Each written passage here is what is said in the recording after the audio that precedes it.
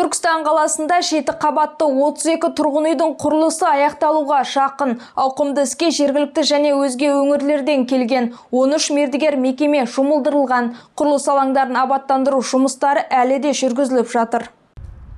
11 гектардан астам жерде орналасқан көп қабатты тұрғын үйлердің жалпы ауданы 20 мың шаршы метрден асады. Жалпы құны 25,7 миллиард теңге. Түркістан облысының әкімі Дархан Сатыбалды облыс орталығындағы құрылыс алаңдарын аралап мердігерлермен кездесті. Жұмыс барысын қадағалап, жауапты басшыларға нақты тапсырмалар жүктеді. Құрылыстың сапасына басты назар аударып, көп қабатты тұрғын үйлердің сейсма қауіпсіздігінің сақталуына қатаң бақылау жүргізуді тапсырды. Бастысы құрылыс жұмыстары белгіленген кестеге сәйкес аяқталуы тиіс. Олай болмаған жағдайда жауапты компанияларға шара қолданылады. Жаңадан бой көтерген көп қабатты үйлердің сәулеттік келбеті біркелкі болуы тиіс. Тұрғын үйлердің қарқынын бәсеңдетпей, сапалы салуды тапсырды. Балауса Оспан, Сұңқар Бакиров, Арт ТВ жаңалықтары.